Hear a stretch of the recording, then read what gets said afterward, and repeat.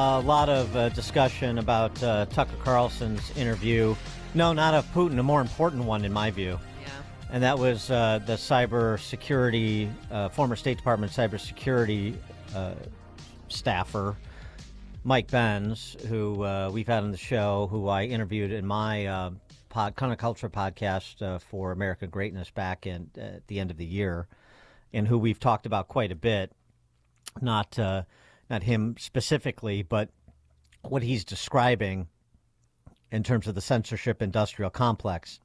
And what Benz has been describing over the last, say, year has been very important to the reporting that Mike Schellenberger, Matt Taibbi, and others have done, from the Twitter files to even the reporting last week about the false flag operation that was allegedly initiated by CIA, the John Brennans and Jim Clappers of the world, back at the outset of the 2016 campaign cycle. Has it ever stopped? And of course, part of that censorship industrial complex necessarily is folding in the legacy media, the DC press corps. We'll get to Ben's.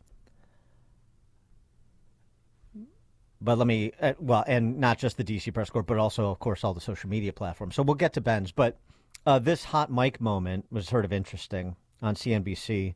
CNBC's Sarah Eisen was interviewing the president of global affairs for Meta, a.k.a. Facebook. His name is Nick Clegg. And she asked about the upcoming election. Here we go. What is Facebook going to do to censor, suppress, they would say combat misinformation and disinformation?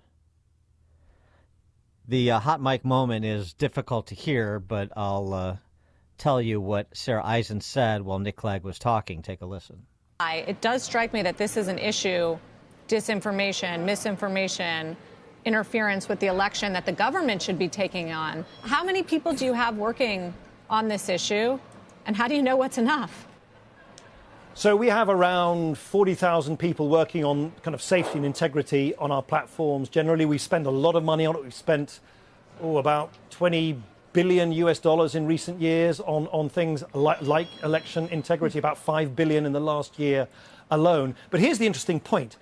You know, even if we employ double the number of content moderators that we have, actually, here's the irony. We're talking here about the risks of AI-generated content, but AI is also actually our most powerful tool to identify and deal with the kind of content we don't want to see on our platforms. So take hate speech, for instance. The prevalence of hate speech, in other words, the percentage of hate speech as a percentage of the total of content on Facebook, is now down to about 0.01%. And that's been reduced by over 50% just in the last couple of years alone, for one reason only: improvements in AI technology. So I think it's important for your viewers to know that, yes, of course, there are issues and concerns about how this technology is going to be used for bad purposes. It's ironically also the same technology that helps established players from making sure that their policies are being properly respected and enforced. So a couple of things. One, when you heard her whispering while Clegg was talking, she said 40,000 employees, because that's what he said, devoted to safety and integrity, to combating misinformation, disinformation, hate speech. The importance is the definition, what falls under those headings, by the way, which Nick Clegg glosses over. And, of course, Sarah Eisen is a leftist, investotainment. She doesn't bother to press him on that either. She said 40,000, they only have 67,000 employees. So more than two-thirds of your employees are riding point on combating misinformation and disinformation and hate speech in advance of November's election? What does that tell you? Oh, it tells me that they're being proper stewards of their platform and monitoring so people get the straight dope. Oh, really? No, it tells me they're pushing their agenda. From the same platforms like Meta that suppressed the Hunter Biden laptop story in advance of the 2020 election? Here was Mike Benz on with Tucker about the 2020 election and the social media platform's role, as has been detailed in the Twitter files reporting. as was previewed by psychologists like Robert Epstein years before, who focused on Google. Harvard-trained psychiatrist Robert Epstein looked at how Google manipulates search results, and he did it post-mortem in 2016, and he did it prospectively for 2020. And still, we can't seem to get attention beyond, and ironically, the social media platforms to this issue. Mike Benz. Any tweet, any YouTube video, any Facebook post, any TikTok video, any Discord posts, any Twitch video, anything on the internet that undermine public faith and confidence in the use of mail-in ballots or early voting drop boxes or ballot tabulation issues on Election Day was a prima facie terms of service violation policy under this new delegitimization policy that they only adopted because of pass-through government pressure from the Election Integrity Partnership, which they bragged about on tape, including the grid that they used to do this, and simultaneously invoking threats of government breaking them up or government stopping doing favors for the tech companies unless they did this, as well as inducing crisis PR by working with their media allies. So, and they said the government, DHS, could not do that themselves, and so they set up this basically constellation of State Department, Pentagon, and IC networks to run this pre-censorship campaign, which by their own math had 22 million tweets on Twitter alone. And mind you, they did this on 15 platforms. So this is hundreds of millions of posts, which were all scanned and banned or throttled so that they could not be amplified, or they existed in a sort of limited state purgatory, or had these frictions affixed to them in the form of fact-checking labels where you couldn't actually click through the thing, or you had to, it was an inconvenience to be able to share it. Now, they did this 7 months before the election, because at the time they were worried about the perceived legitimacy of a Biden victory in the case of a so-called red mirage blue shift event. Red mirage blue shift. We talked about in advance of 2020 that it looked like Trump is winning. He's winning in all these states. He's winning going into the election. He's winning for most of Election Day. And then all of a sudden, all of the mail-in votes, which was almost 2/3 of total ballots cast in 2020, come in, and he loses. Sort of what happened. Right. But the hundreds of millions, well, just on Twitter alone, in the tens of millions, hundreds of millions, what Benz calls weapons of mass deletion, deployed by these social media companies. The Election Integrity Partnership, which we've detailed before on this show multiple times, Stanford University, Washington University, the Atlantic Council, and an outfit called Graphica,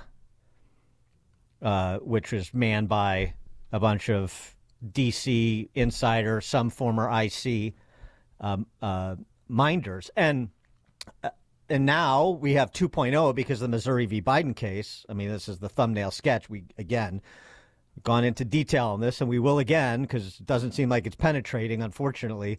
Now the 2.0 is essentially state cutouts like NewsGuard, where you've got a former CIA Director General Michael Hayden and former DHS Secretary Tom Ridge and others of that IC pedigree working to run interference without state direction because they got caught with Twitter and other platforms in the same way that they did in 2020. I mean, I can't think of a bigger issue. And, of course, because the D.C. press corps and the social media platforms are essentially aligned, it's hard to get the word out. And because Republicans are feckless on the Hill, and it's hard to goad anybody into action.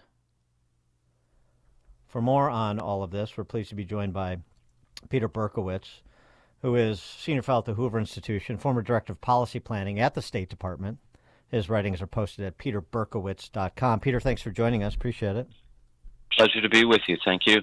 So what is your view of the censorship industrial complex and, for example, what you've heard in the last couple of days from Mike Benz or previously, and as well as what you heard from Facebook's guy, Nick Clegg? Well, my view is that it's terrible, and in a way it's nothing new. We ran an amazing experiment in this country, lifetime, during the Trump campaign and presidency, 2016, and then his presidency, and then with the controversy over Hunter Biden's laptop. The press did everything in its power to convict Donald Trump in the court of public opinion, including suppressing information, telling tales that were not true, and the press did everything in its power, in collaboration, of course, with social media, Twitter and Facebook, to suppress the truth about Hunter's laptop, the incriminating information on it that came to light thanks to the New York Post in October 2020. We ran that experiment, and what did we discover? We saw that the press is serving the interests of one party, and the press and social media, and doing everything it can to destroy another party. So I'm deeply concerned with the new revelations, but the sad truth is they don't represent something fundamentally new. We've known this for a long time. Well, sure, but the sophistication, the scope, the hubris is growing ever bigger, and so I mean, is there an antidote to this, or we just sit back and enjoy the descent into the abyss? Well, there certainly is an antidote. One of the antidotes, for example, are shows like yours, which brings the truth to the public. The second antidote is for people to try to recover the use of the English language. We should reject such aberrational language, as such euphemisms, gross euphemisms as misinformation and disinformation. We have true statements. We have false statements. We have opinions. Misinformation and disinformation mean in practice opinions with which you disagree. They should not be policed by Facebook and Twitter. They should certainly not be policed by the government. They should certainly not be policed underhandedly by the intelligence community elsewhere. Third, we need to recover the institutions of education, not just higher education, but K through 12 education, and the media, which are creating generation after generation.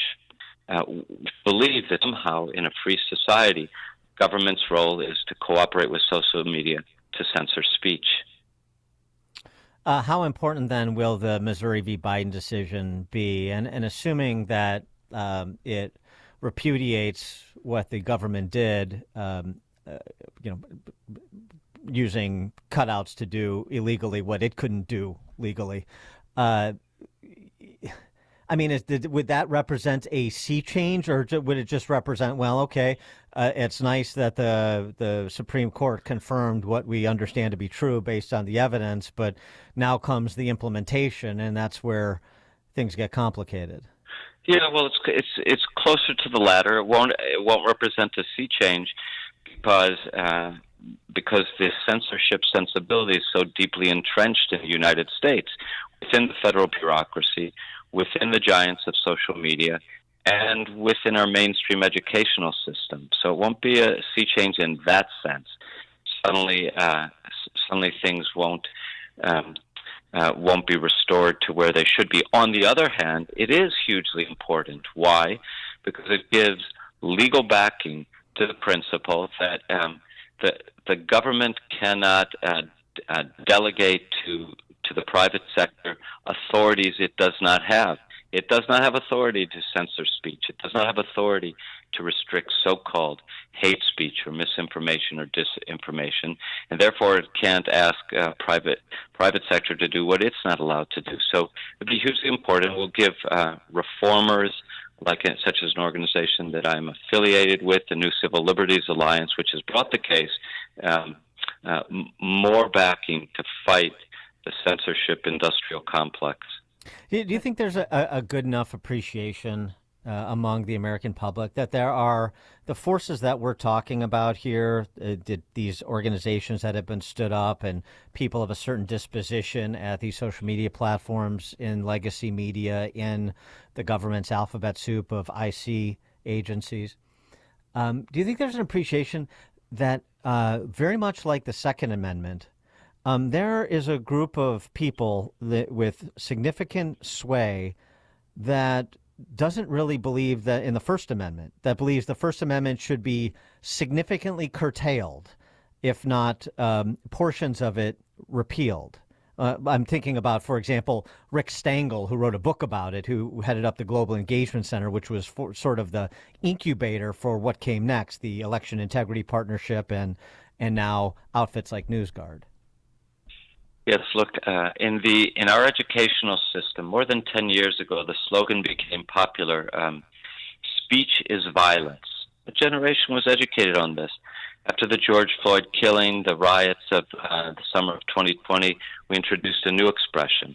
Speech is violence, but silence is violence. Mm-hmm. That means not only may you not express your own opinion, but you must express the government or educationally authorized opinion.